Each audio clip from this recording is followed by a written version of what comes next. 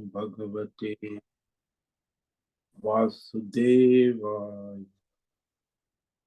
ओम नमो भगवते वासुदेवाय। ओम नमो भगवते वासुदेवाय।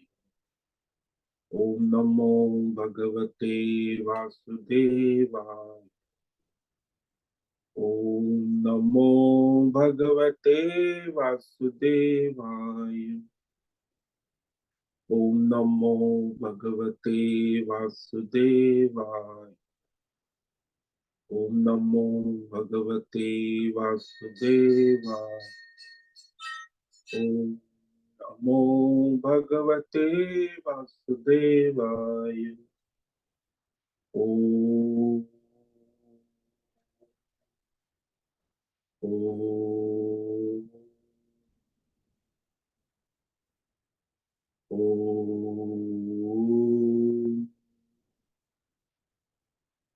ओम श्री परमात्मने नमो नमः। ओम गंगणपतये नमो नमः। ओम सं सरस्वती नमो नमः। ओम गुं गुरुभ्यो नमो नमः। ओम सहनाववतु सहनौ भुनक्तु सह वीर्यं करवावहै तेजस्विनावधीतमस्तु मा विद्विषावहै।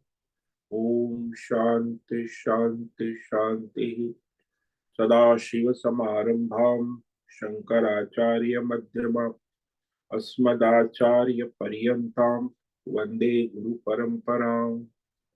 ओम पार्थाय प्रतिबोधितां भगवता नारायणेन स्वयं व्यासेन ग्रथितां पुराणमुनिना मध्ये महाभारत अद्वैतामृतवर्षिणीं भगवतीम् अष्टादशाध्यायिनीम् अम्ब त्वामनुसन्दधामि भगवती भवद्वेषिणि। वसुदेवसुतं देवं कंसचाणूरमर्दनं देवकी परमानन्दं कृष्णं वन्दे जगद्गुरु। नमस्ते परमं ब्रह्म सच्चिदानन्दरूपाय निर्गुणाय नमस्तुभ्यं ओंकाराय नमो नमः।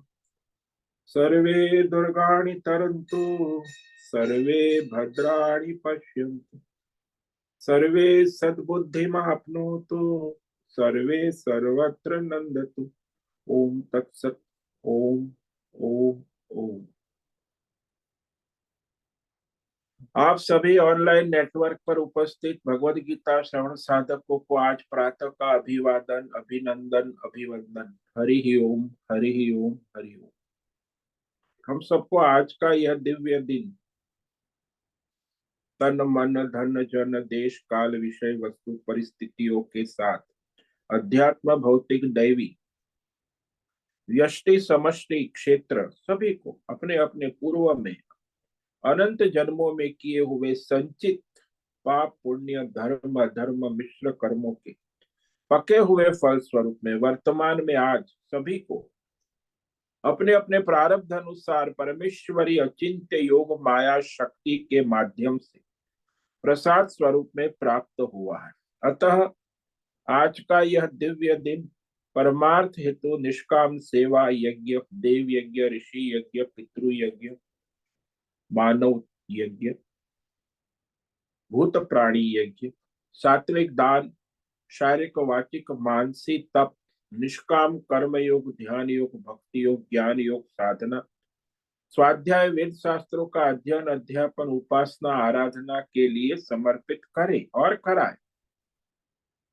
अत्यंत दुर्लभ मनुष्य जीवन को परमार्थ हेतु सार्थक करे और करवावे। आज विक्रम संवत 2081 मार्गशीर्ष मास कृष्ण पक्ष की पंचमी तिथि है। दोपहर को 2:27 तक उसके बाद षष्ठी लग जाती। आज है मघा नक्षत्र सुबह 8:35 तक उसके बाद पूर्व फाल्गुनी नक्षत्र लगता। आज है रविवार सूर्य देव, सूर्य आराधना उपासना का दिन।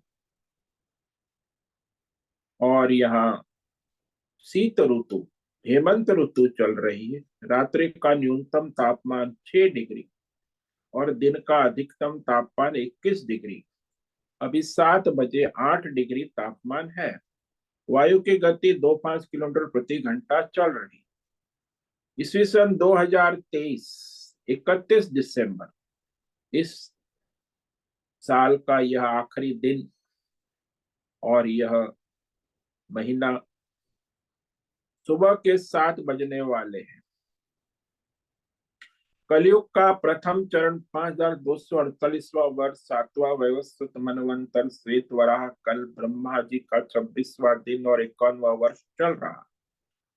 तो ऐसे अनंत कोटि ब्रह्मांडीय परमेश्वरी अचिंत्य योग माया में हमारा यह एक ब्रह्मांड, इस ब्रह्मांड में यह पृथ्वी लोक में समुद्र के ऊपर जम्बू द्वीप में विश्व का एकमात्र वैदिक राष्ट्र भारत में उत्तर हिमालय प्रांत में उत्तराखंड राज्य में टिहरी जिले में हिमालयन शिवालिक पर्वतमाला के अंतर्गत मणिकुट पर्वत के ऊपर नीलकंठ महादेव के सामने ऋषिकेश नगरी में मुनि की रेती प्रांत में शीशम जाड़ी अवधूत बाड़ा आश्रम के सी ब्लॉक के 5 नंबर कमरे से पहले माले से गंगा किनारे से हम स्वामी उत्तमानंद सरस्वती भगवद गीता के आचार्य शिष्य स्वामी चिन्मयानंद सरस्वती महाराज, चिन्मय मिशन, कैवल्याद्वैत वेद व्यास भगवत शंकराचार्य की श्रृंगेरी संन्यास परंपरा से शिक्षित दीक्षित सनातन वैदिक भारतीय हिंदू धर्म अनुसार संपूर्ण भगवद गीता ज्ञान यज्ञ ऑनलाइन चैतन्यमय जीवंत लाइव प्रसारण के अंतर्गत व्याख्यान माला आज सत्संग करेंगे।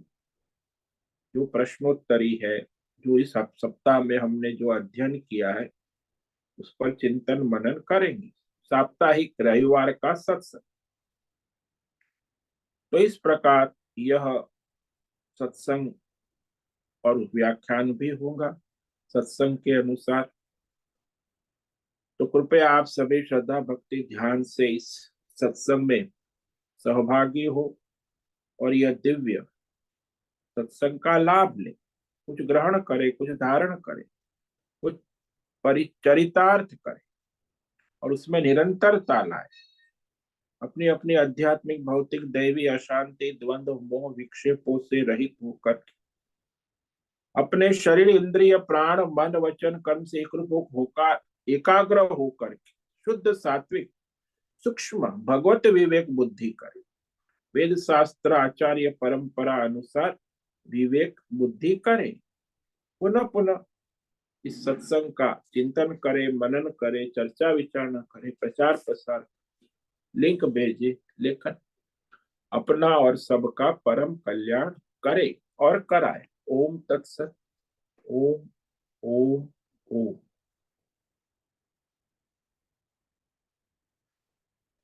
तो आज रविवार का साप्ताहिक सत्संग है। आपने जो इस सप्ताह में सत्संग सुना है, इस सप्ताह में कोई भी आपका प्रश्न है, कोई शंका है, उसका समाधान कर सकते हैं। क्योंकि भगवान यहाँ आत्मज्ञानी को भी और अज्ञानी को भी कर्तव्य स्वधर्म प्रारब्ध अनुसार करने की प्रेरणा देते। तो वह मनुष्य जो है जिसमें कर्म करना है, लेकिन यहाँ भगवान का मुख्य लक्ष्य जो है वह निष्काम कर्म योग है। तो इस विषय में आपका किसी का कोई प्रश्न है तो आप अभी पूछ सकते।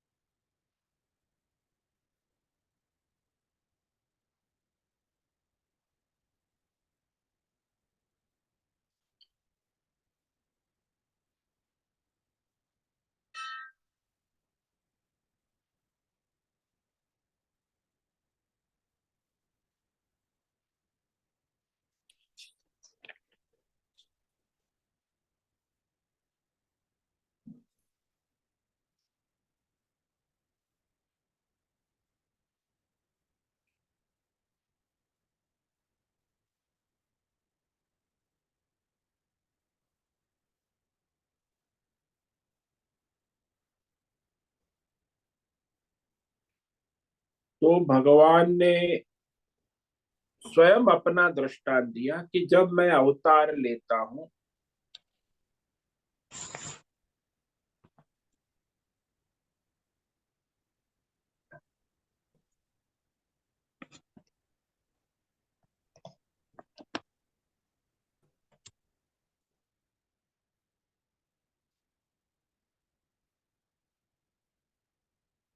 तो फिर भगवान भी आदर्श रूप में कर्म करते हैं। भगवान को इस संसार में कुछ प्राप्त करने योग्य नहीं है, कुछ अप्राप्त नहीं है, फिर भी भगवान अवतार कार्य भी करते हैं, वो भी वेद धर्म शास्त्र के अनुसार। तो भगवान स्वयं अपना दृष्टांत देते हैं कि यदि मैं ये अवतार कार्य धर्म कर्म ठीक से ना करूं, सावधान होकर, तो संसार में अफरा तफरी हो जाए, बड़ी हानि हो जाए। क्योंकि मनुष्य सब प्रकार से भगवान को आदर्श मानकर व्यवहारिक आदर्श, पारमार्थिक आदर्श, तो सब भगवान का अनुसरण करते हैं। क्योंकि भगवान राम है हमारे परम आदर्श, सनातन धर्म के राजा है। और भगवान कृष्ण वो भी परम आदर्श। तो अवतार सारे हमारे जो है वो धर्म संस्थापना के लिए ही तो आते। तो उन्हीं की प्रेरणा से उन्हें देखकर दूसरे मनुष्य भी धर्म कर्म निष्काम परमार्थ में लगते हैं। तो भगवान यदि धर्म कर्म राम कृष्ण बनकर अवतार कार्य वैदिक योग परंपरा का अनुसंधान न करे, तो संसार में सारे प्राणी धर्म भ्रष्ट कर्म भ्रष्ट नष्ट वर्ण भ्रष्ट हो जाते। तो चार प्रकार के भ्रष्टाचार आज देखे जाते हैं। धर्म भ्रष्ट, हिंदू मुस्लिम सिख ईसाई खिचड़ी। फिर कर्म भ्रष्ट, वर्णाश्रम ब्राह्मण क्षत्रिय वैश्य शूद्र। तो वर्ण कर्म भ्रष्ट, आश्रम भ्रष्ट, भाई ब्रह्मचारी है गृहस्थ का कार्य गृहस्थ है, वन सन्यासी का कार्य सन्यासी है, वो गृहस्थी बन के लगा के बैठा है। वानप्रस्थ है वो गृहस्थी लगा के साधन करता है। तो ये आश्रम शंकर हो, यानी कि सारी प्रजाएं जो है वर्ण शंकर यानी स्वेच्छाचारी हो जाती है। तो सारी प्रकृति के समस्याएं खड़ी हुई। ये भगवान ने कहा कि मैं उसमें निमित्त बनूं, क्योंकि मैं ही यदि धर्म कर्म ना अनुस तो फिर बड़ी हानि हो जाए। तो भगवान ने अपना दृष्टांत दिया।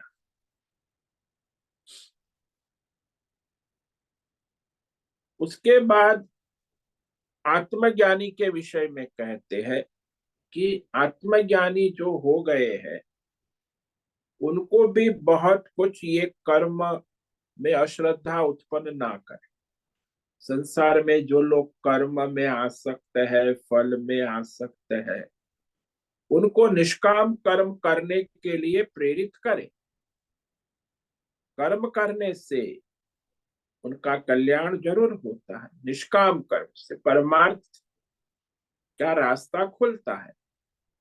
इसलिए सकाम कर्म से भी धर्म कर्म होता है, लोक कल्याण। इसलिए जो भी सकाम कर्म कर रहे हैं उनको निष्काम कर्म में प्रेरित करें। तो कर्म में आसक्त है जो अज्ञानी मनुष्य है, फल में आसक्त है, कामना से प्रेरित है, वासना से प्रेरित है, कर्म से चिपके हुए है, फल से चिपके हुए, अज्ञानी है, अविवेकी है, तो वह अपने फल की इच्छा से धर्म कर्म करते हैं। तो वैसे ही आत्मज्ञानी भी फल में आसक्ति न रखते हुए लोक संग्रह यानी लोक कल्याण, लोक हित, सभी लोग धर्म के मार्ग पर प्रवृत्त करने के लिए वह आत्मज्ञानी पंडित ज्ञानी सबका हित कल्याण चाहते हुए प्रारब्ध अनुसार अपनी वर्तमान योग्यता के अनुसार वही जो मनुष्य सकाम कर्म करते उसी अनुसार वो भी करे। हालांकि वो फल की इच्छा से कर रहा है और इनकी इच्छा लोक कल्याण लोक हित चाहते हुए उसी प्रकार कर्म करे।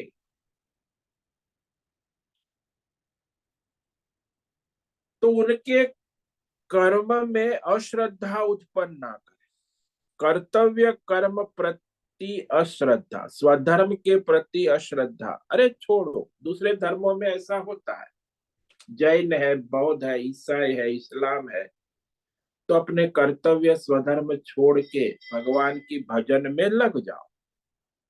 कर्मों में क्या रखा है? कर्म कर्म बंधन के कारण है। तो जहां देखो वहां संसार में सब अधर्म है, पाप है, स्वार्थी है, और फल की इच्छा रखने से बर्बादी है, बारंबार जन्म लेना पड़ेगा, मरण। तो इस तरह जो उनकी बुद्धि में भेद उत्पन्न, उन्हें भी अपने कर्म में लगा है।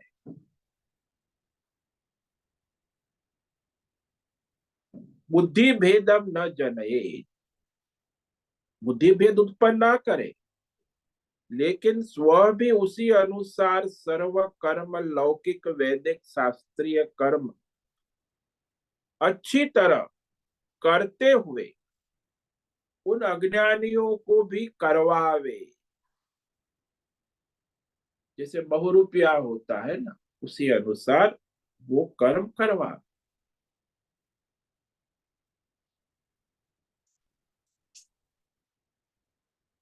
तो जब मनुष्य प्रेरित होता है तो भगवान की प्रेरणा से वह धर्म कर्म करने लगता है। धर्म कर्म भी दो प्रकार के हो गए ना, एक सकाम और एक निष्काम, लोक हित चाहते हुए और दूसरा अपनी कामना पूर्ति के। तो वह कर्म तो करता है, लेकिन अज्ञानी मनुष्य की मानसिक स्थिति कुछ अलग हो।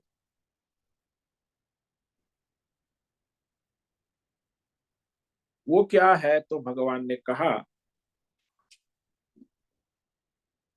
कि प्रकृते क्रियमाणानि गुणै कर्माणि सर्वस अहंकार विमूढ़ात्मा कर्ता अहम इति मन्यते। हालांकि ये सारे जो कर्म है संसार में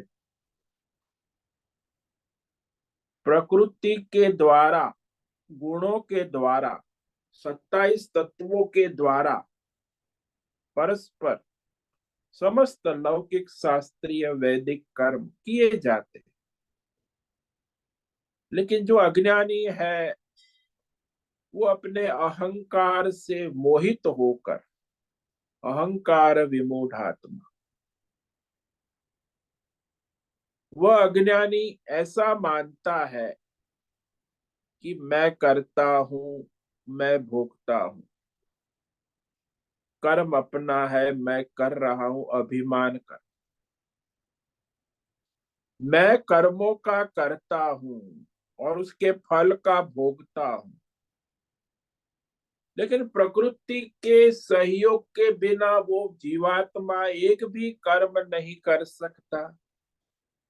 फिर भी वो प्रकृति को नहीं मानता है, वो ईश्वर को नहीं मानता है, और अहंकार से मोहित होकर अभिमान से वह अपने को कर्ता भोक्ता मान बैठता है।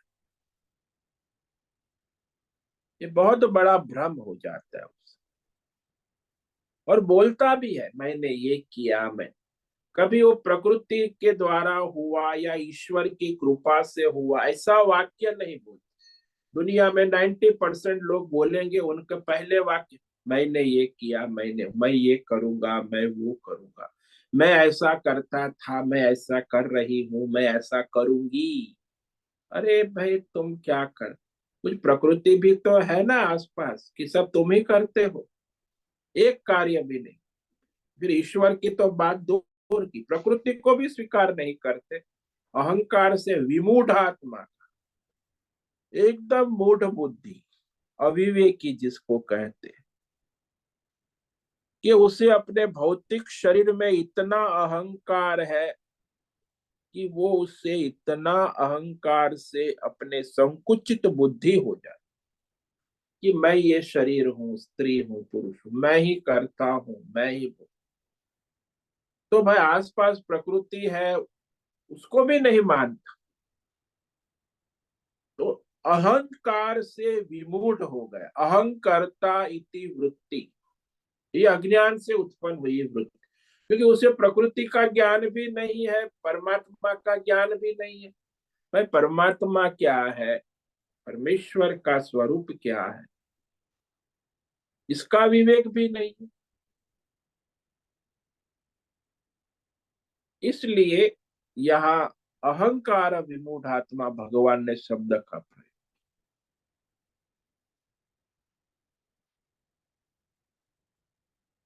तो जैसे वहां संसार में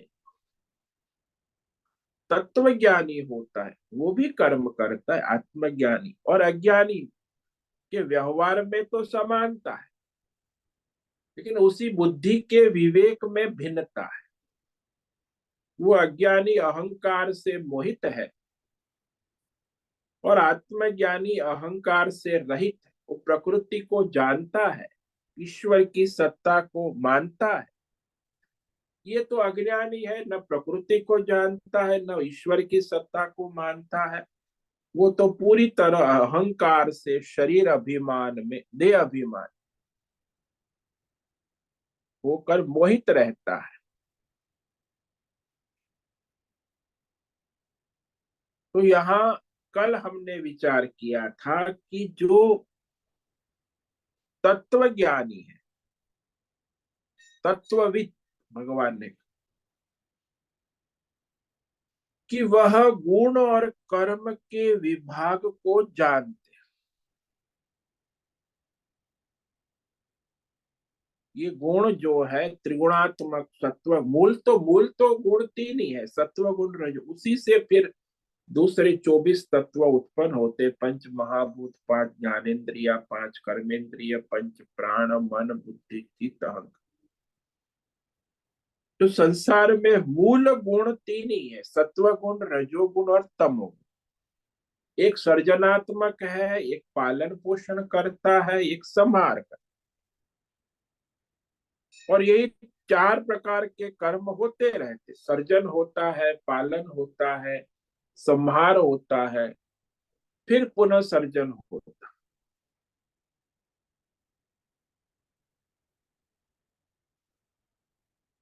तो यहाँ कर्म, ये गुण में 27 तत्वों में अनंत कर्म होते हैं, अनंत फल होते हैं, अनंत वृत्तियां होती, अनंत प्रवृत्ति होती, उसमें भी अनंत प्रकार की शक्तियां काम कर रही।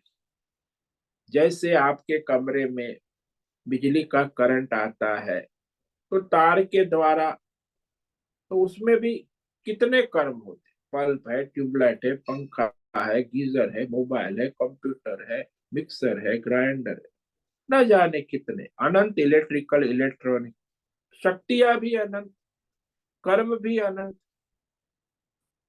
ऐसे ही प्रकृति के द्वारा इस संसार में अनंत कर्म हो, गुण और कर्म के विभाग से।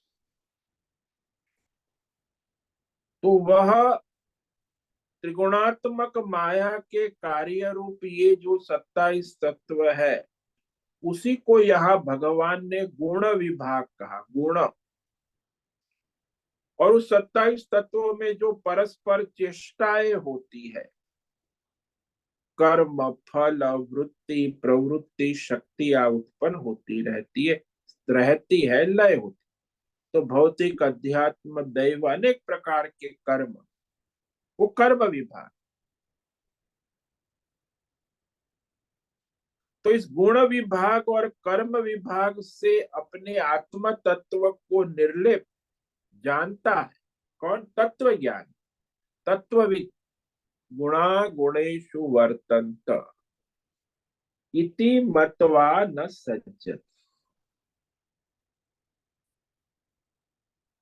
तो कल हमने दृष्टांत दिया था ना कि वह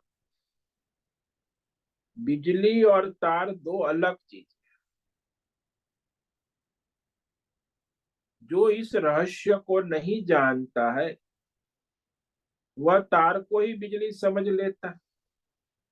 बिजली करंट सूक्ष्म है और तार जो है भौतिक है। तो यहाँ प्रकृति है तार और पुरुष है करंट।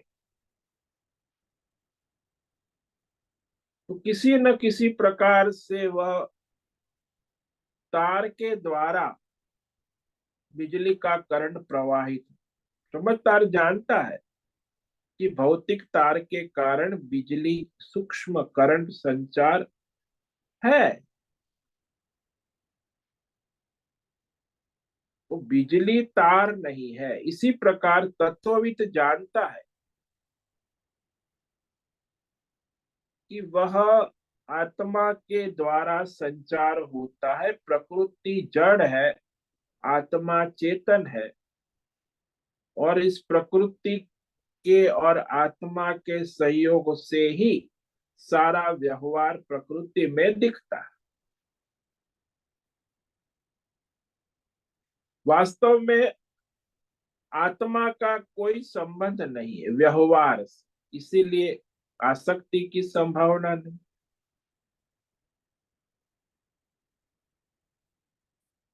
और प्रकृति जो है वो भी जड़ है, स्वयं तो कुछ कर नहीं सकती। तो दोनों साथ में जब मिल जाते हैं, तब जाके प्रकृति कार्य दिखता है।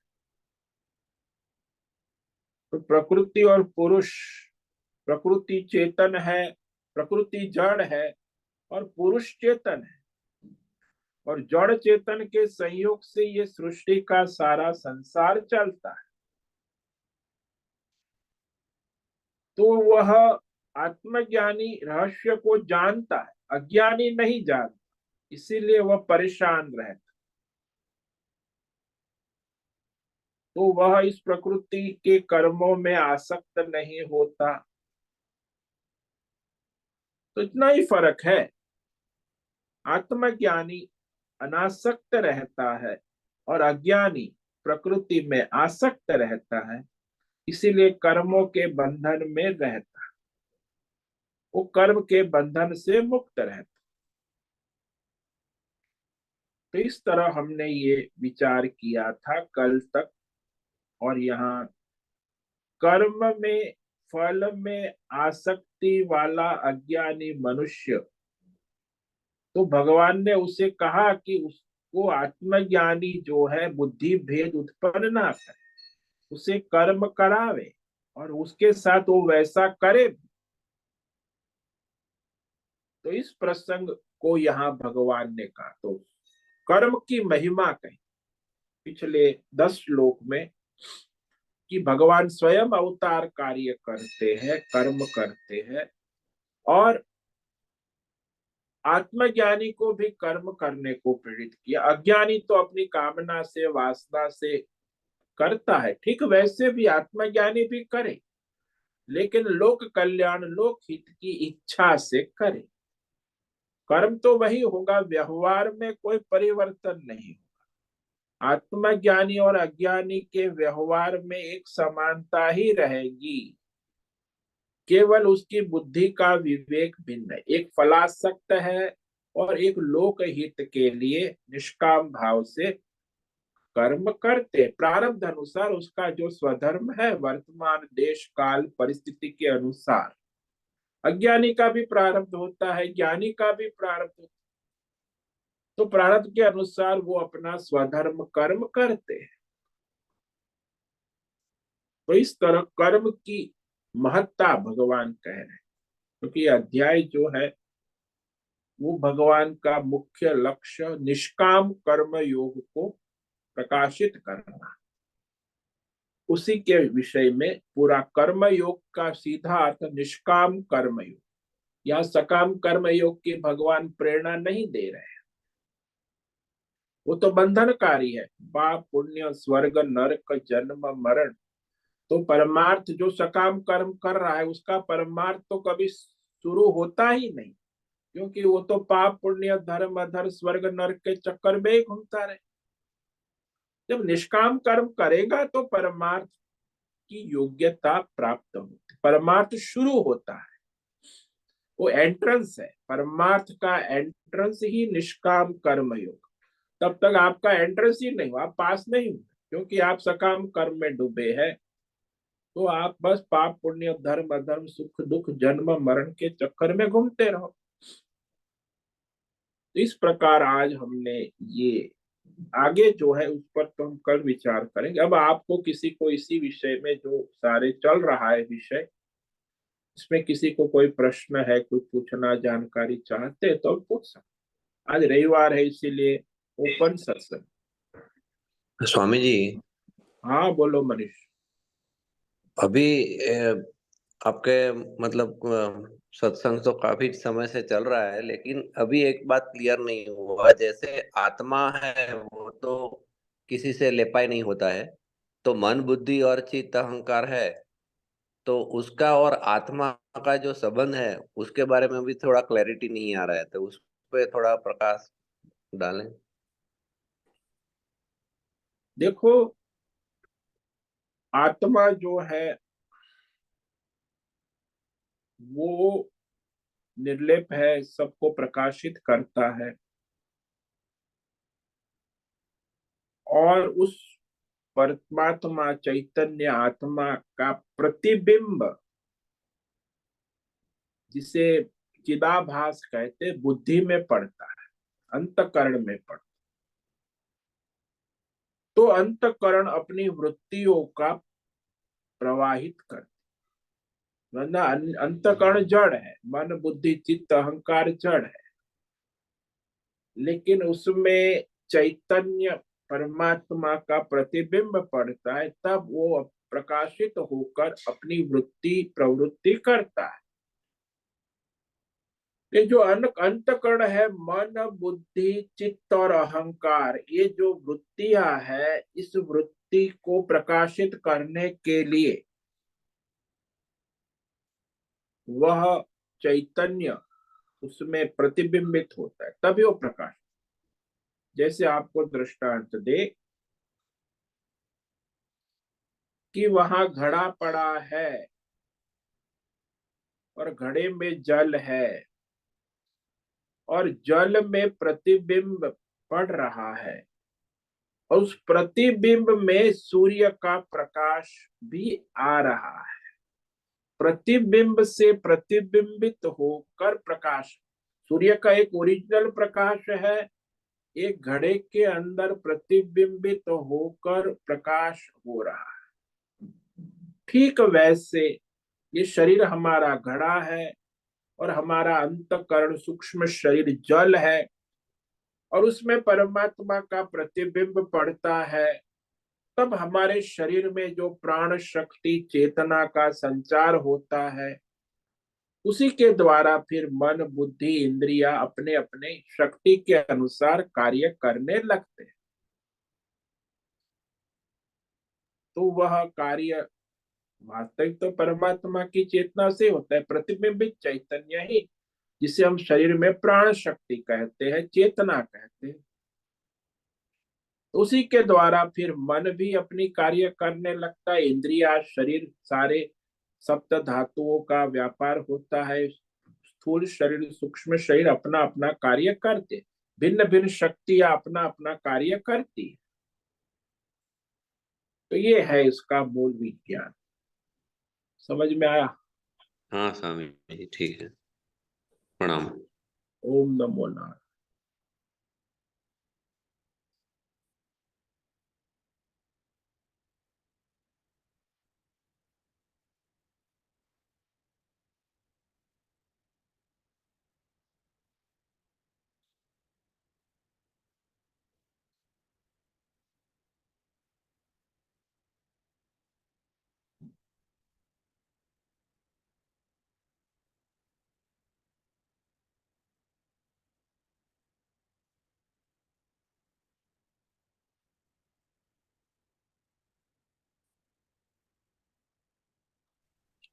दूसरा प्रश्न ऐसा है स्वामी जी की निष्काम कर्म के बारे में तो अभी सब कुछ समझ में तो आ गया, लेकिन फिर भी प्रश्न तो यही है कि वो तो बहुत ही कठिन है, ये अपने जीवन के अंदर उसको लाना। और हाँ ये बात। सारा हाँ। संसार जो देख रहे हैं उसमें भी जैसे आपके जैसे ज्ञानी है वही शायद ऐसे बहुत मतलब 1% भी नहीं होंगे टोटल पॉपुलेशन में से। मतलब एकदम ऑलमोस्ट डिफिकल्ट जैसा ही लगता है। हाँ बात सही है आपकी मनीष, क्योंकि संसार तो ऐसे ही सकाम कर्म से ही चलता है, सभी लोग ऐसे ही है। अब जिसको परमार्थ मुमुक्षु है, जिज्ञासु है, उसके परमार्थ की ओर जाना है, तो परमार्थ का द्वार तो निष्काम ही है। अब वो करने जाएगा तो उसे आसपास तो सब मजाक भी करेंगे कि अरे ये बाबा पागल हो गया है, निष्काम कर्म करता है। या तो फिर आप करने जाओगे तो आपकी कामना वासना आपके अंदर संस्कार पूर्वक के है, तो वो आपको निष्काम कर्म में बाधा उत्पन्न करेंगे। आपको निरंतर प्रयास करना। तो वो तो ऐसी बात है कि जैसे आपके घर में चोर आ गया है, आप जग गए, अब क्या करोगे आप? चोर को सामान उठा के जा रहा है, उसे पकड़ोगे, उसके साथ हाथापाई करोगे, उसे हो हल्ला करोगे, पकड़ने के बाद बांधोगे, तो उसे काबू में करना होगा। आपको पता चल गया कि ये चोर है तो उसे काबू करना, लेकिन वो चोर अपनी शक्ति पूरी लगाए, अपने को भागने की कोशिश पूरी करेगा, और वो चोर नहीं है वो भी साबित करेगा कि मैं चोरी नहीं हूं। तो दोस्त बड़ा सियाना है, वो कभी ऐसे ही, ये सकाम कर्म भी चोर जैसे है। जब आप धर्म कर्म निष्काम कर्म करने जाओगे, वो आपके साथ लड़ाई करेगा, आपाधापी करेगा, अरे ये क्या बकवास है, तुम भगवान को समर्पित होकर कर रहे हो, अरे फल के बिना काम थोड़ी होता है। तो बड़ी लड़ाई होती। वो निष्काम और सकाम कर्म आपस में आपके अंदर ही एक घमासान युद्ध, मल्ल युद्ध जैसे कुश्ती होती है पहलवानों की। अब वो आपको पछाड़ देगा, आप नहीं कर पाओगे। पहलवान जैसे दूसरे पहलवान को पछाड़ दे, तो सकाम कर्म निष्काम कर्म को पछाड़ देगा, फिर आपको उठ के कुश्ती करनी होगी। ये तो बड़ी लड़ाई है, कठिन है, मुश्किल काम है। अब वो रिंग में आप है तो ये तो लड़ाई तो चलती ही रहेगी। इसी को तो युद्ध कहा कि अर्जुन निष्काम कर्म योग के लिए भगवान प्रेरित कर रहे हैं, क्योंकि यहाँ निष्काम कर्म में सबसे बड़ी बाधा है मोह आसक्ति। जहां मोह और आसक्ति होती है संसार के विषयों में, तो वो निष्काम कर्म नहीं कर सकते, वो युद्ध करना पड़ेगा। क्योंकि जब मोह रहेगा, मेरा ममत्व रहेगा, आसक्ति रहेगी कर्म में, फल में, तो फिर वो निष्काम कैसे हो पाए। इसलिए विशेष सावधानी से युद्ध करते हुए उस सकाम कर्म को काबू में करना हो, वो भी प्रधान बल है, पहलवान है। निष्काम कर्म और सकाम कर्म का युद्ध है। तो सही यहाँ बताया, यही मुख्य। हाँ बहुत सही बताया। हाँ। हाँ। तो वो तो सावधान रहकर आपको लड़ना होगा, वही तो धर्म युद्ध है कि आप परमार्थ के लिए आपको जाना है, तो ये तो लड़ना ही होगा। आपको स्वयं अपने भीतर लड़ना होगा। तो ये तो लड़ाई चलती ही रहेगी। जब आपका अभ्यास होता जाएगा, जैसे जैसे आप निष्काम अभ्यास करते जाओगे, तो फिर वो सकाम धीरे धीरे क्षय होता जाए। लेकिन ईश्वर। ज्यादातर, हाँ हाँ। हाँ, लेकिन ज्यादातर ज्यादातर लोग तो स्वामी जी ये भी नहीं जानते हैं कि निष्काम कर्म करने से क्या होगा। वो तो यही मानते हैं कि सकाम कर्म ही करना है, फल ही प्राप्त करना है, हाँ वही जीवन है। हाँ, तो 99% तो ऐसे ही है ना, संसार ऐसे ही चलता है। वो तो जो परमार्थ चाहने वाला, मोक्ष चाहने वाला परमार्थी है, वो उसके लिए प्रयत्न करेगा। बाकी और कौन करेगा? जो फल चाहने वाले, उनको निष्काम कर्म से क्या लेना देना। वो तो फल के लिए अपना कर्म करेगा, फल मिलेगा नहीं, वो प्रारब्ध के अनुसार ईश्वर देगा। लेकिन वो तो ईश्वर को तो लाएगा ही ना, अहंकर्ता। इसलिए पिछले श्लोक, अहंकार विमूढ़ात्मा कर्ता हम इति मन्यते। वो तो अहंकार के वश है, मोहित है।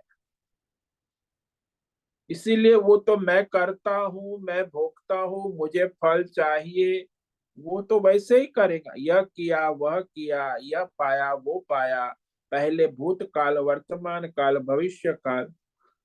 तो वो तो अज्ञान से सकाम कर्म में ही उसका लक्ष्य ही भोग है, संग्रह है ना, संसार है। उसका लक्ष्य परमार्थ नहीं है ना।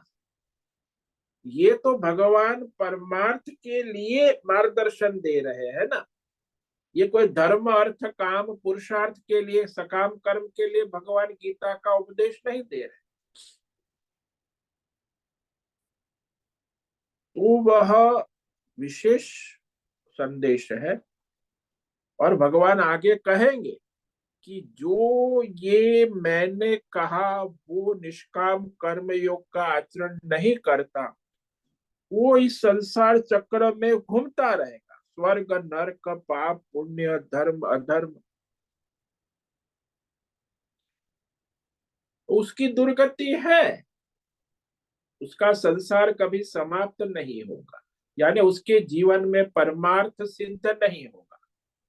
हाँ, अपने स्वार्थ में उसे भ्रम होगा कि मैंने कमा लिया, पा लिया, भोग लिया, लेकिन ये सारे दुख, कष्ट और अशांति का ही कारण बने। कामना और कर्म अज्ञान से ही उत्पन्न होते, इसीलिए वो अशांति के सिवा, भय के सिवा, शोक के सिवा, जन्म मरण के सिवा और कुछ नहीं दे सकते। लेकिन उसको पता नहीं है, वो समझता है कि इसी में मेरा कल्याण। वो अज्ञान है, इसीलिए कामना से कर्म करता है।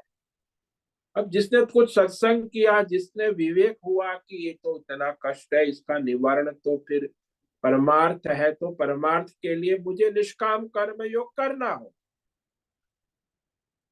तो वहां निष्काम कर्म में, व्यवहार में तो समानता ही रहेगी ना। मैं सकाम और निष्काम कर्म में कोई व्यवहार में परिवर्तन नहीं होगा। आपका जो दिनचर्या वैसे ही चलेगा।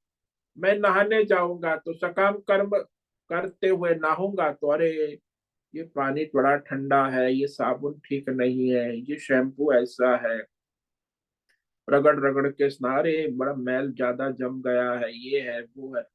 अब आप सकाम स्नान करें। अभी आप जब स्नान कर रहे हो, तो वहां गंगे च यमुने चैव, भगवान का स्मरण करो।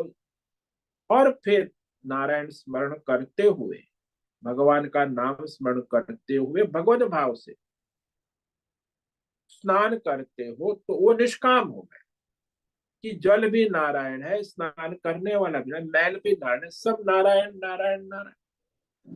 तो भगवत बुद्धि रख के आप स्नान कर सकते हो, उसमें तो आप स्वतंत्र हो। या तो फिर संसारी बुद्धि रखकर आप स्नान कर सकते हो, पानी गर्म है, ठंडा है, ऐसा है, वैसा है, बाथरूम में ये है, वो है, न जाने कितनी आप तो बाथरूम मैनेजमेंट करते रहोगे, वो सकाम कर्म है। तो करना तो हर समय कोई भी कर्म है, उसमें कोई परिवर्तन होने वाला नहीं। परिवर्तन आपकी बुद्धि में है कि मैं ईश्वरार्थ कर रहा हूं और मैं अपनी कामना वासना से प्रेरित होकर कर रहा हूं, तो सकाम है। ईश्वरार्थ सबके हित भले के लिए मैं कर रहा हूं, तो निष्काम है।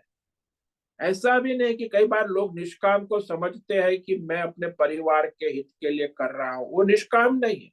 ये लोग नेता लोग राष्ट्र की बातें करते हैं, राष्ट्र के हित के लिए हम ये उद्योगपति और नेता और साधु लोग भी आज राष्ट्र देवो भव। अरे भाई, राष्ट्र की बात करते वो भी निष्काम है, वो भी सकाम है, समष्टि सकाम है। एक व्यष्टि सकाम होता है, एक समष्टि सकाम है। आप जब पूरे विश्व का हित कल्याण करो या तो ईश्वर को, तब वो निष्काम होगा। तो व्यष्टि समष्टि सकाम में बंध जाते। Yes. इसीलिए निष्काम कर्म करने में ये विशेष सावधान रहना है कि मैं अपने अहंकार से प्रेरित होकर तो नहीं कर रहा हूं, कि ईश्वर को समर्पित भाव से कर रहा हूं। ये विवेक आप अपना कर सकते। Yes. अहंकार से प्रेरित करोगे तो सकाम हो जाए, ईश्वर से प्रेरित होकर या समष्टि हित के लिए, विश्व हित के लिए करोगे तो निष्काम हो जाए, कर्म तो वही रहेगा। बहुत बढ़िया स्वामी जी, एकदम सिंपली आपने समझा है, लेकिन it's very difficult to understand. मतलब एक हाँ इम्प्लीमेंट करना इतना ही, आपने तो एकदम सिंपल लैंग्वेज में समझा दिया। तो वो मतलब प्रत्येक क्रिया जो करते हैं वो निष्काम होके करना है, ईश्वर आज समर्पण करके करना है, तो सीधा निष्काम कर्म हो जाएगा। हाँ हाँ हाँ, सीधा कोई भी क्रिया, ऐसा नहीं कि क्रिया बदलनी होगी, सब नित्य जो हमारा प्रारब्ध है रोज की जो है नित्य हम्म। व्यवहारिक, वो तो होता ही रहेगा। Hmm. Om Namo Narayan Swami ji, very much clear now. Thank you. हाँ। हाँ, ओम ओम नमो नमो नारायण। ओम नमो नारायण।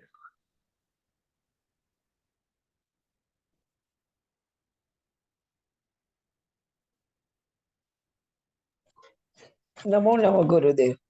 हाँ बोलो, नहीं ना। हाँ, पर निष्काम कर्म अहंकार करने नहीं देता ना गुरुदेव।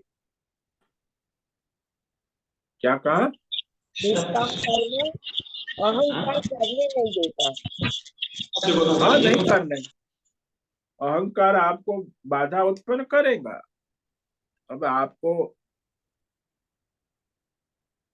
अहंकार से युक्त देह इंद्रिय के व्यापार को अपना धर्म मानकर देह अभिमान से मनुष्य अज्ञान के वश होकर प्रकृति के त्रिगुणात्मक कर्मों को अपना मानता हुआ मैं करता हूँ, मैं भोगता हूँ, ऐसा करने लगता है।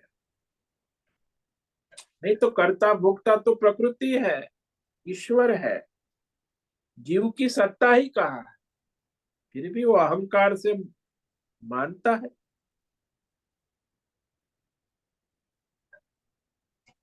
तो प्रकृति का व्यापार हो रहा है, इंद्रिय का व्यापार, 27 तत्व, लेकिन अहंकार से युक्त होकर वो अभिमान, वही देह अभिमान, मैं स्त्री हूं, मैं पुरुष हूं, मैं मनुष्य हूं, ये देह अभिमान। मैं माँ हूं, मैं बहन हूं, मैं पत्नी हूं, कितना देह अभिमान। तो इस अज्ञान वश से प्रकृति के जो त्रिगुणात कर्मों को अपना मान लेता है और मैं करता हूं, मैं भोगता हूं, ये अज्ञान से ही प्रमित हो जाता है। इसलिए प्रकृति के 3 गुणों से लौकिक वैदिक शास्त्रीय सर्वे कर्म सब प्रकार से हो रहे।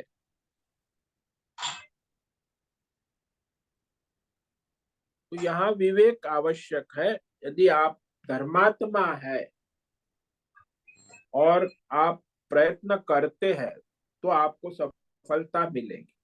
यदि आप धर्म अधर्म की खिचड़ी पकाते हैं तो अहंकार आपको खींच के ले जाए। और आप यदि अधर्म में डूबे हैं तो अहंकार आपको डुबो के ही रहेगा। क्योंकि अधर्म और धर्म धर्म की खिचड़ी पकाने वाले का अहंकार कभी कमजोर नहीं होता, वो तो बड़ा प्रधान हो जाता। हाँ, जो धर्मात्मा है, धर्म की मर्यादा सत्य अहिंसा मन वचन कर्म दया करो, कुछ धर्म कर्म वाला है तो उसका अहंकार जो है वह काबू में हो सकता। इसलिए 99% संसार में सब व्यष्टि समष्टि अहंकार में ही तो डूबे हुए हैं। उनको लगता मैंने है कि हम मैंने वो मकान बनाया, मैंने इतना हाँ खिलवाया, ये सब हाँ, नहीं जाता। ऐसा सब वो अहंकार सुनने में भी आ मकान जाता। सब आता है। अहंकार तो सारा मैंने ये किया बोलते वाणी से पता चल जाता है कि वो एक वाक्य दो वाक्य बोलेगा तो भूतकाल से वर्तमान से भविष्य से न जाने कितनी बातें करता है। सारी अहंकार। कभी ये नहीं कहता कि प्रकृति के द्वारा हुआ ईश्वर के द्वारा हुआ। ये तो कोई सुनते हो आप लोग, जहाँ सुनते हो जहाँ कहीं भी दुनिया में आसपास किसी से, तो आप भी अपने अहंकार का ढोल पीटते हो, वो भी अपने अहंकार का ढोल, दोनों एक दूसरे का अहंकार का ढोल बजा के फिर वो अशांति में चले जाते। और वही करते क्या है? वही वही होता है। एक दूसरा दिखाता है तो वो खुद अपना भी दिखाता है, चालू हो हाँ जाए। हाँ, वो हाँ, अपना अहंकार दिखाना शुरू कर देते। सामने वाला ने अपना अहंकार दिखाया, वो अपना अहंकार, मैंने ये किया मैंने वो किया, वो क्या मैंने ये किया मैंने वो किया, ये ढोल। और फिर दोनों अशांत है, कुछ नहीं किया, खाली ढोंग पाखंड है। हाँ, प्रकृति के द्वारा होता है, ईश्वर के द्वारा होता है, ऐसा विवेक ही नहीं है ना। याद भी नहीं रहता। हाँ, तो वो बोलने के अज्ञान समय है। सब भूल जाते हैं, हाँ सब ध्यान छूट जाता है और उस चर्चा में आ जाते हैं वो। हाँ, ये तो अहंकार का नशा है। जो शराबी होता है उसको शराब का नशा होगा, तो उससे बात करो तो क्या बात करेंगे। ऐसे जिसको अहंकार का नशा चढ़ गया है, देह इंद्रिय के व्यापार को अपना धर्म मान बैठा है, देह अभिमान में नशे में चकचूर है, अब उससे क्या बात करे। वो तो कहेगा मैंने किया मैंने भोगा। आप कौन होते? जैसे मैं एक दृष्टांत, एक बार मैं कह रहा था कि भाई वो शराब पी रहा है तो मैंने उसे उपदेश देना शुरू किया, अरे भाई शराब तुझे बर्बाद। बोले मैं शराब पी रहा हूँ, अपने पैसे मेहनत मजदूरी कर रहा हूँ, तो बाबा जी आपका क्या जाता है? तो आप मुझे उपदेश मत दीजिए, मैं अपनी मेहनत से अपना शराब पी रहा हूँ और बस अपना। तो मैं, आप कौन होते हैं मेरे निजी विचारधारा में बदलने वाले? तो ऐसा है, वो अहंकार के नशे में चकचूर है। वो बीड़ी पी रहा है, मैंने कहा कि अरे तू बीड़ी पड़ा खांस रहा है, रोज का कितना पैसा खर्च हो रहा है, तबीयत खराब है, दवाई भी ले रहा है, सांस फूल रही है, डॉक्टर ने मना किया, क्यों? नहीं नहीं, वो तो भाई मेरे मरने के साथ ही मेरे आगे चले, अगले जन्म में भी चलेगी। तो ये अहंकार है। मतलब वो स्वीकार ही नहीं करता कि मैं कोशिश करूंगा प्रयत्न करूंगा इस बीड़ी छोड़ने का, नहीं। कितना अहंकार, मर जाऊंगा फिर लेकिन ये छूटने वाला, ऐसा कहता। बीड़ी छोड़ने का प्रयास करूंगा कुछ करूंगा, नहीं, मरूंगा, अगले जन्म में फिर बीड़ी पीऊंगा, लेकिन वो अहंकार कितना दृढ़ है। तो ऐसे ये संसार में सभी को कुछ ना कुछ कहो कि ऐसा, वो तुरंत उसका अहंकार बोलेगा, अरे बाबा जी आपको क्या परेशानी है, हम तो जो है संसारी है, हम ऐसे संसारी है। ये कितना महा अहंकार है। अल्लाह भाई तुम कोई धर्मात्मा साधु परमार्थ की बात नहीं नहीं स्वीकार करेंगे, हाँ परमार्थ है, लेकिन मैं तो संसारी। हाँ, ये संसारी का मतलब ये अहंकारी, प्रकृति का नहीं स्वीकार करना, ईश्वर की सत्ता देवी देवताओं को नहीं, बस मैं संसारी हूँ। अरे बाबा कितना अहंकार है। और फिर सत्संग सुनेगा, मैं संसारी हूँ, फिर परमा अच्छा लगता है, भगवान की बात सुनता हूँ, लेकिन वो संसारीपना तो बना ही रहेगा। प्रायोरिटीज किसको देंगे? अभी सुबह का सत्संग है तो फिर आज मेरा मित्र आ रहा है तो फिर गपशप करनी है, तो फिर आज सत्संग नहीं करेंगे। अरे बाबा जी तो बोलते रहते गीता सत्संग। अहंकार, परमार्थ का जो ये मनोरंजन करना ये भी अहंकार है। सत्संग का मनोरंजन करना ये भी अहंकार। कुछ करना नहीं है, केवल मनोरंजन ही करना है, विवेक करना नहीं है, ये भी अहंकार है।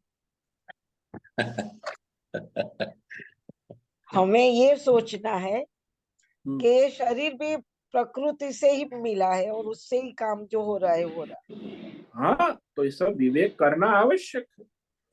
है। मैंने ये का खेतर किया, ये मकान किया, वो सब प्रकृति करवाया है तो हो गया, ये सोचना है। सही। प्रकृति का है, प्रकृति के द्वारा हो रहा है।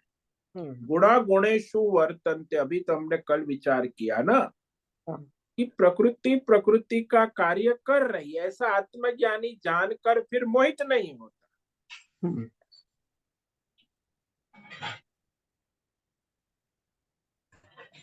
और हमें इसमें मजा आया वो शब्द नहीं चाहिए, हम उसमें वो क्या तो कर रहे मनोरंजन, आप जो भी मजा आया बोल, तो विवेक है ही नहीं, बुद्धि है ही नहीं, हैं। केवल मनोरंजन है। यहाँ हमारे आश्रम में कथा चल रही है, भावनगर से 300 भगत लोग आए हैं, वो परिवार कथा करा रहा है चंद्रोदय।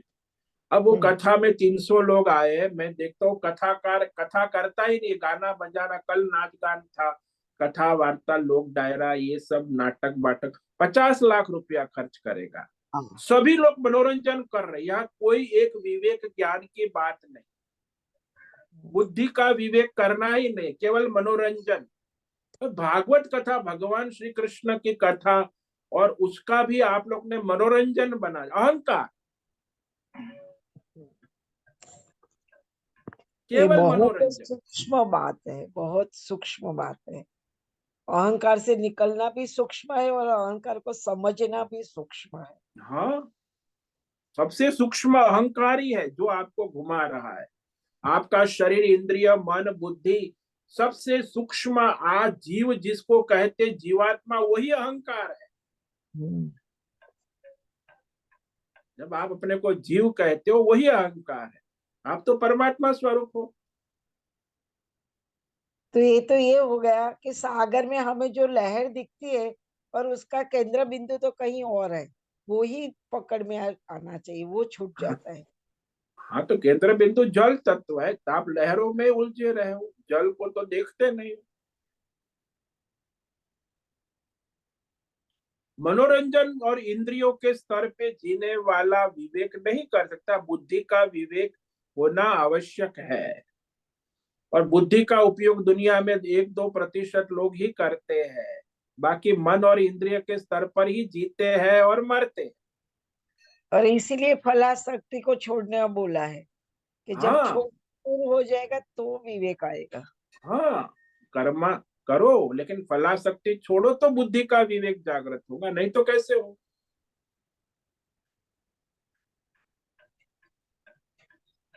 बहुत धन्यवाद गुरुदेव, आपकी कृपा से हमारे जीवन में भी परिवर्तन आए।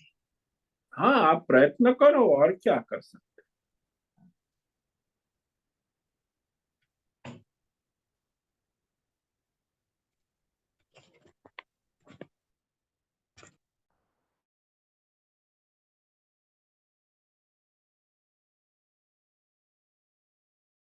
तो रविवार का सत्संग था, ये प्रश्नोत्तरी और हमारा साप्ताहिक। अब किसी को कोई प्रश्न है? 2-5 मिनट है। ओम नमो नारायण स्वामी जी। बोलो ही। स्वामी जी, अभी जो विवेक करवाया कि प्रकृति ही सब करवा रही है, मगर जब भी हम लोग, ये नैना जी ने भी बोला कि बहुत सूक्ष्मता पर जाएंगे तब ये सोचेंगे, नहीं तो कुछ कार्य करते हैं तो ऐसे ही लगता है कि मेरा शरीर थक गया, तो मैंने इतना काम किया, मेरी इंद्रियां इसमें पूरे दिन लगी हुई थी, तो वो ऐसे सोचेंगे तो ऐसे ही लगता है कि वो कार्य मैंने ही किया है, तो फिर उसका क्रेडिट मैं बोल रही हूँ मैंने किया, उसमें क्या गलत है। मगर ये सूक्ष्मता पर जाएंगे तभी ये सब विवेक होता है, नहीं तो ये स्थूल अगर देखने जाते हो तो ऐसा ही लगता है कि मैं थक गई, मैंने पूरा ये बांधा, पूरा पूरा जीवन मैंने लगा दिया, तभी मेरा ये घर बना। देखो, ये विवेक जो है, यहाँ ये समझो कि अहंकार युक्त देह इंद्रिय व्यापार को ही अपना धर्म मान लिया ना आप। देह अभिमानी मनुष्य अज्ञान से प्रकृति के त्रिगुणात्मक कर्मों को अपना मान बैठा, मैं करता हूं, मैं भोगता हूं। यही सूक्ष्म अहंकार है, अज्ञान है। आप जो व्यापार हो रहा है देह इंद्रियों का व्यापार, वह देह अभिमान के अहंकार के कारण ही तो मान रहे हो कि मैं कर रही हूं, ये मैंने किया है, ये मेरा है। तो वहां ईश्वर कहाँ से आएगा? वहां प्रकृति कहाँ से आएगी? प्रकृति भी नहीं आएगी, ईश्वर तो दूर की कौड़ी। तो इसीलिए वो सूक्ष्म विवेक बुद्धि का करना आवश्यक है। बुद्धि के स्तर पे ही काम हो सकता है, इंद्रिय के स्तर पे, मन के स्तर पे कुछ नहीं। अहंकार तो अपना मैदान लगा है और चित्त में अनेक संचित संस्कार, कामना, वासनाएं भरी हुई है। आपके पास एक ही साधन है, बुद्धि। बुद्धि से विवेक करना सीखोगे तो इसमें से रास्ता निकलेगा। नहीं तो इंद्रियों के स्तर पे तो वही, मन के स्तर पे भी वही, चित्त में भी अनेक वासना संस्कार भरे हुए हैं। अहंकार तो अपना काम कर ही रहा है। तो बुद्धि का विवेक जब होगा तब जाके वो विवेक दृढ़ होना चाहिए। सुनने के बाद भी विवेक दृढ़ नहीं होता, जानते कि समझ में आ गया, फिर भी बुद्धि का विवेक दृढ़ हो तो हो सकता है। ठीक है, हम से नहीं हो सकता ऐसा कहेंगे तो नहीं होगा, हम प्रयत्न करेंगे, हमें प्रयत्न करना है। बुद्धि का दृढ़ विवेक होना चाहिए, कुछ भी हो जाए बस इस तरह हमें अपना प्रयत्न करते रहना है, विवेक करते रहना है, सतत सावधान रहना है। मतलब बार बार बुद्धि में ये विचार डालने हैं कि मैं इंद्रिय नहीं हूँ, मैं मन बुद्धि नहीं हूँ, मैं सच्चित आनंद स्वरूप हूँ। ये बार बार हमें साधना, मतलब निधि ध्यासन जैसा करना ही चाहिए रोज। वो रोज आप कब करोगे? पहले तो आप ये करो कि मैं जो ये कर रही हूँ वो ईश्वर की कृपा से हो रहा है, प्रकृति के द्वारा हो रहा है। मैं करती हूँ उससे पहले बाहर निकलो ना। ईश्वर की बात तो बाद में आएगी, निधि ध्यासन तो बहुत दूर की बात। पहले हम्म कर्म योग होगा, फिर श्रवण मनन चिंतन आत्मा का, फिर निधि ध्यासन। रोज हम्म आप निधि ध्यासन कैसे करोगे? हम्म। वो तो योग्यता आएगी तब होगा। पहले तो ये कर्म योग करो ना कि भाई ये जो है ये अभ्यास करके प्रकृति के द्वारा ईश्वर की कृपा से हो रहा है, मैं कर रही हूं, उसकी जगह पे आप प्रकृति को लाओ, ईश्वर को लाओ, तो अहंकार नहीं चलेगा।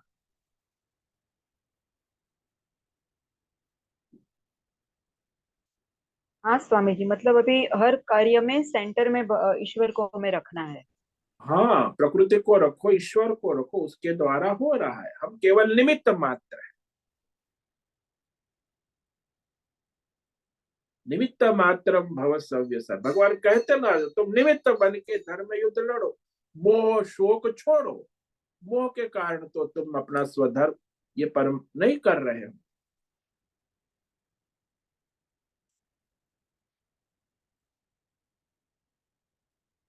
हाँ स्वामी जी, बहुत बहुत धन्यवाद। ओम नमो नारायणाय। ओम नमो। ठीक है, आज का समय पूरा हो गया। सभी साधकों को आज का ओम नमो नारायणाय, सबको ओम नमो नारायण। ओम नमो ओम नारायण नमो स्वामी। नारायण। ओम नमो नारायण। ओम नमो नमो नारायण। नारायण। सभी मुझसे साधकों निवेदन को है आज का सत्संग पूर्ण करें। ओम नमो नारायणाय। आज का यह दिव्य सत्संग हम यही पूर्ण करते हैं। सभी साधकों को ओम नमो नारायणाय। सभी साधकों को ओम नमो नारायण।